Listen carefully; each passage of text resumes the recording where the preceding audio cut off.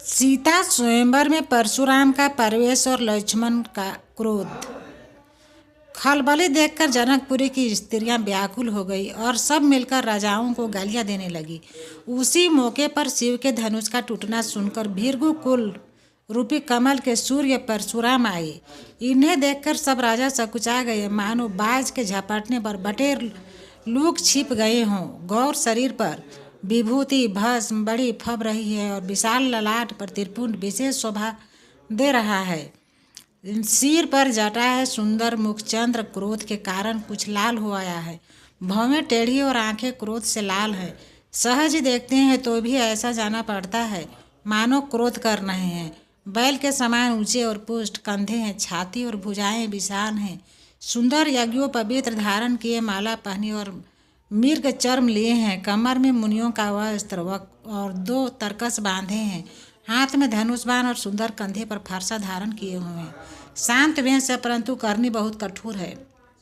स्वरूप का वर्णन किया जा सकता है मानो वीर ऋषि मुनि का शरीर धारण करके जहाँ सब राजा लोग हैं वहाँ आ गया है। परशुराम का भयानक वेश देखकर सब राजा भय से व्याकुल हो उठ खड़े हुए और पिता सहित अपना नाम कहकर सब दंडवत प्रणाम करने लगे। परशुराम हित समझकर भी सहज की जिसकी और देख लेते हैं। वह समझता है मानो मेरी आयु पूरी हो गई है। फिर जनक ने आकर सिर नवाया और सीता को बुलाकर प्रणाम किया। परशुराम ने सीता को आशीर्वाद दिया। सखियां हर्षित हुई और वहां अब अधिक देर ठहराना ठीक नहीं समझा। यह सियानी सखियां उनको अपनी मंडली में ले गई। फिर विश्वामित्र आकर मिले और उन्होंने 2 भाइयों को उनके चरण कमलों पर गिराया। विश्वामित्र ने कहा कि ये राम और लक्ष्मण राजा दशरथ के पुत्र हैं। उनकी सुंदर जोड़ी देखकर परशुराम ने आशीर्वाद दिया। कामदेव के भी मद को छुड़ाने वाले राम के अपार रूप को देखकर उनके नेत्र चकित स्तंभित हो रहे थे। फिर सब देखकर जानते हुए भी अनजान की तरह जनक से पूछते हैं कि कहो यह बड़ी भारी भीड़ कैसे है। उनके शरीर में क्रोध छा गया है जिस कारण सब राजा आए थे।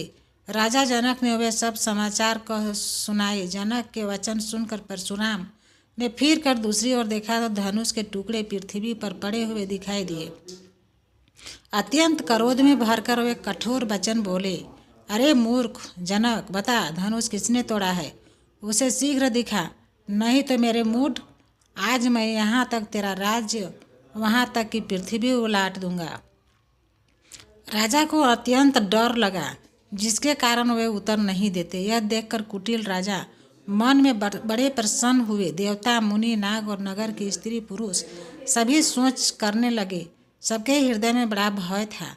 सीता की माता मन में पछता रही थी कि हाय विधाता, अब बनी बनाई बात बिगाड़ दी। परशुराम का स्वभाव सुनकर सीता को आधा क्षण भी कल्प के समान बीतने लगा। तब राम सब लोगों को भयभीत देखकर और सीता को डरी हुई जानकर बोले, उनके हृदय में न कुछ हर्ष था और न विषाद। सेवक वह है जो सेवा का काम करे, शत्रु का काम करे तो लड़ाई ही करनी चाहिए। हे राम सुनो, जिसने शिव के धनुष को तोड़ा है वह शस्त्र बाहु के समान मेरा शत्रु है। वह इस समाज को छोड़कर अलग हो जाए, नहीं तो सभी राजा मारे जाएंगे। मुनि के वचन सुनकर लक्ष्मण मुस्कुराए और परशुराम को अपमान करते हुए बोले कि हे गोसाई, लड़कपन में हमने बहुत सी धनुया तोड़ डाली हैं किंतु आपने ऐसे क्रोध कभी नहीं किया। इसी धनुष पर इतनी ममता किस कारण से है?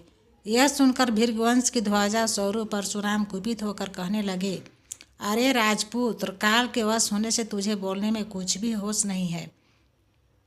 सारे संसार में विख्यात शिव का यह धनुष क्या धनु ही के समान है? लक्ष्मण ने हंसकर कहा, हे देव सुनिए, हमारे जान में तो सभी धनुष एक से एक हैं। पुराने धनुष के तोड़ने में क्या हानि लाभ है? राम ने तो इसे नवीन के धोखे से देखा था, फिर यह तो छूते ही टूट गया। इसमें रघुनाथ का भी कोई दोष नहीं है। मुनि, आप बिना ही कारण किस लिए क्रोध करते हैं? परशुराम अपने फरसे की ओर देखकर बोले, अरे दुष्ट, तूने मेरा स्वभाव नहीं सुना है। मैं तुझे बालक जानकर नहीं मारता हूँ। अरे मूर्ख, क्या तू मुझे नीरा मुनि ही जानता है? मैं बल ब्रह्मचारी और अत्यंत क्रोधी हूँ। क्षत्रिय कुल का शत्रु तो विश्व भर में विख्यात हूँ। अपनी भुजाओं के बल से मैंने पृथ्वी को राजाओं से रहित कर दिया और बहुत बार उसे ब्राह्मणों को दे डाला। हे राजकुमार, सहस्त्रबाहु की भुजाओं को काटने वाले मेरे इस फरसे को देख।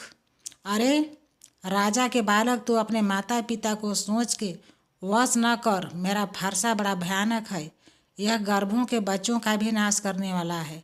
लक्ष्मण हंसकर कोमल वाणी से बोले, अहो मुनीश्वर, तो आपने को बड़ा भारी योद्धा समझते हैं। बार बार मुझे कुल्हाड़ी दिखाते हैं, फूंक से पहाड़ उड़ाना चाहते हैं। यहाँ कोई कुम्हड़े की बतिया छोटा काचा फल नहीं है, जो तर्जनी सबसे आगे की अंगुली को देखते ही मर जाती है। कुठार और धनुष बाण देखकर ही मैंने कुछ अभिमान सहित कहा था। भीर्गवंशी समझकर यज्ञों पवित्र देखकर तो जो कुछ आप कहते हैं उसे मैं क्रोध को रोक कर सह लेता हूँ। देवता, ब्राह्मण, भगवान के भक्त और गौ, इन पर हमारे कुल में वीरता नहीं दिखाई जाती है, क्योंकि इन्हें मारने से पाप लगता है और इनसे हार जाने पर आप कृति होती है। इसलिए आप मारे तो भी आपके पैर ही पड़ना चाहिए। आपका एक एक वचन ही करोड़ों वज्रों के समान है। धनुष, बाण और कुठार तो आप व्यर्थ ही धारण करते हैं।